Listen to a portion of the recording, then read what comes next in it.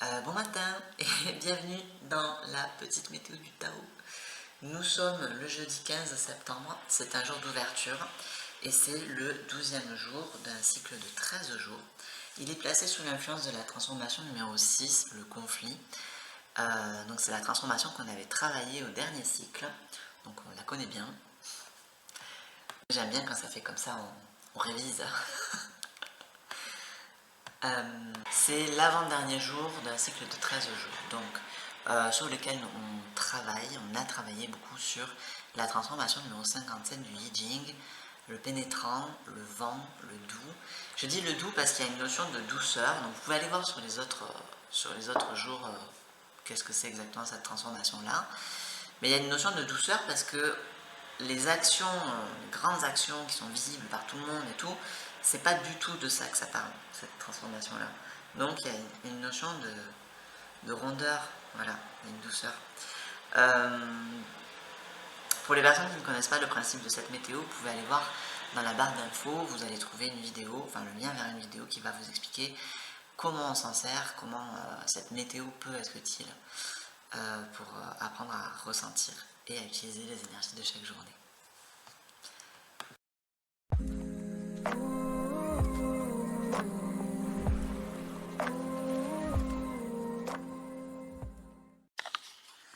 Alors, un jour d'ouverture, c'est un jour où tous les blocages qui étaient contenus dans ce cycle cèdent et on a soudainement une ouverture incroyable vers un monde qu'on ne connaissait pas. C'est différent du jour de péril parce que là, on ne se sent pas du tout en danger, on est bien ancré dans notre nouveau projet. Mais c'est quand même un jour qui est finalement relativement identique au jour de péril, dans le sens où on voit quelque chose de nouveau, il y a une fenêtre qui s'ouvre. Et cette fenêtre est unique, parce que la manière dont on a travaillé sur notre projet est unique, ce cycle-là est unique, et en fait souvent on ressent des choses sur un jour d'ouverture qu'on ne retrouvera pas plus tard, mais c'est pas grave, parce qu'on s'en imprègne, et on les fait vivre ensuite dans notre vie. Alors c'est un très bon moment pour tout ce qui est inauguration, signature, commencement, présenter ses excuses aussi parce que, communiquer clairement parce qu'en fait les obstacles cèdent donc on peut y aller quoi. Alors ensuite aujourd'hui on est influencé par la transformation du conflit, donc c'est une transformation qu'on a travaillé cet été. Je vais redire un petit peu en quoi elle consiste. C'est-à-dire qu'on est dans son bon droit, on se croit dans son bon droit, on fait les choses et en fait on rencontre quand même une opposition. La transformation du conflit contient en elle les germes, la possibilité de résoudre le conflit, évidemment. Alors je trouve ça super intéressant qu'on ait cette transformation-là sur un jour d'ouverture parce qu'on pourrait se dire, tiens, ça va m'empêcher d'accéder à cette ouverture. Mais franchement, on va voir, hein, mais je pense que c'est tout l'inverse. J'ai la sensation qu'on va rencontrer effectivement une résistance qui va nous permettre de nous fortifier, de fortifier notre alignement intérieur. Il y a des moments comme ça où lorsqu'on est obligé de tenir bon dans une direction malgré les obstacles, en fait, on découvre à quel point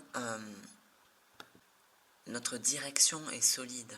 On découvre à quel point on peut avoir confiance en cette structure qui nous anime.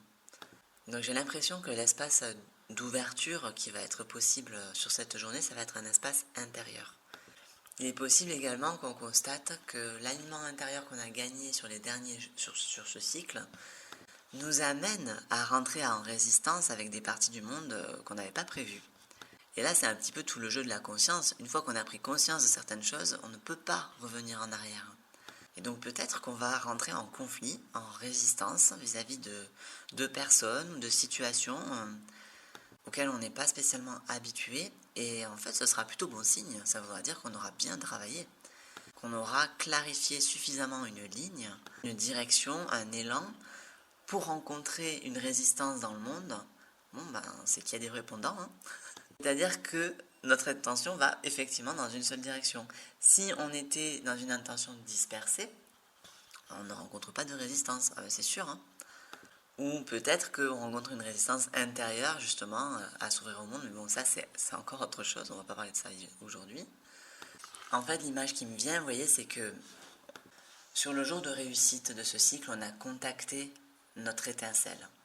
Sur le jour de moisson, on a contacté notre rythme, mais aussi ça pourrait être le feu au centre de la maison qui permet de nous faire durer en fait.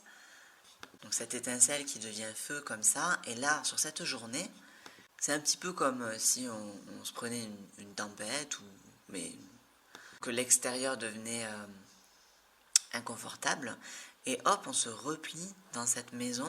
On a justement allumé un feu qui nous permet de durer, qu'elle nous a permis de gagner en confort, puisque là on cherchait sur la journée d'hier un rythme qui soit le plus confortable possible pour nous. Et donc là aujourd'hui, il est temps de goûter notre alignement intérieur, de se rendre compte à quel point on est bien chez soi, à quel point on sait que cette situation va durer, peu importe les intempéries extérieures. C'est vraiment, je pense, une forme de confiance à laquelle on peut accéder sur cette journée. Confiance en nous et en la direction de notre vie qu'on a révélée. Et c'est aussi un apprentissage dans le sens où c'est pas parce que vous êtes parfaitement aligné que vous n'allez pas vivre de conflits ou de choses désagréables dans votre vie. Par contre, cet alignement intérieur va vous permettre de le vivre d'une manière qui, dans le meilleur des cas, peut être transformative et gagnant-gagnant pour tout le monde. En fait, d'une manière confiante, voilà, tout simplement. Merci d'avoir regardé cette vidéo jusqu'au bout. Dites-moi dans les commentaires comment vous avez ressenti la journée de la veille et n'hésitez pas à me solliciter pour un tirage de Yi Jing ou pour un accompagnement personnalisé basé sur votre thème en astrologie chinoise. Et puis surtout, prenez le temps de sentir pleinement ce que cette journée vous propose d'unique. À demain!